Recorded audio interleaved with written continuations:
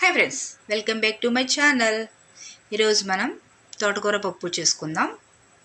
దీనికోసం ముందుగా కుక్కర్ తీసుకుని ఒక కప్పు కందిపప్పు వేసి శుభ్రంగా 2-3 సార్లు కడిగి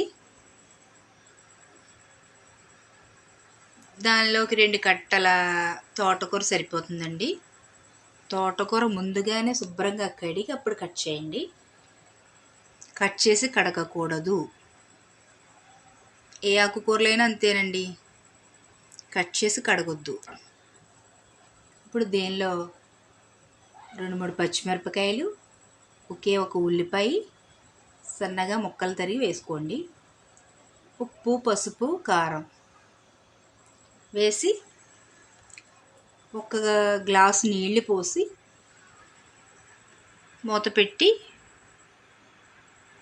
3 విజిల్స్ వచ్చేంత వరకు పొయ్యి మీద పెట్టండి. చక్కగా మెత్తగా ఉడికిపోతుందండి.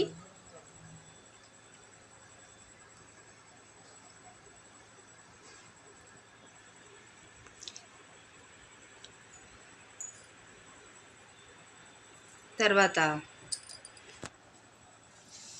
ఒక బాండీ పెట్టి తగినంత ఆయిల్ వేసి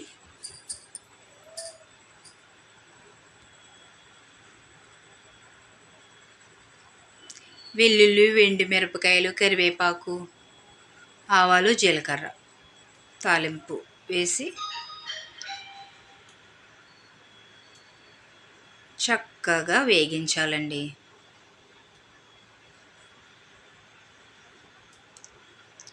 సన్నటి మంట మీద వేగిస్తేనే తాలింపు చక్కగా వేగుద్ది.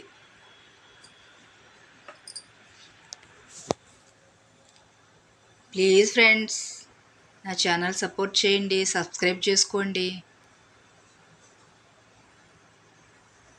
నా వంటలు ఎలా ఉన్నాయో కామెంట్ చేయండి.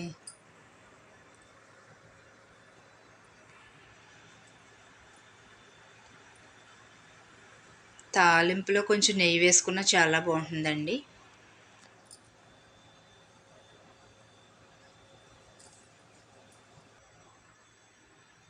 అసలు నా వంటలు మీకు నచ్చుతున్నాయా లేదా కామెంట్ చేయండి. ఇంకా ఏవైనా వెరైటీలు ఏమైనా కావాలంటే నాకు కామెంట్ చేయండి.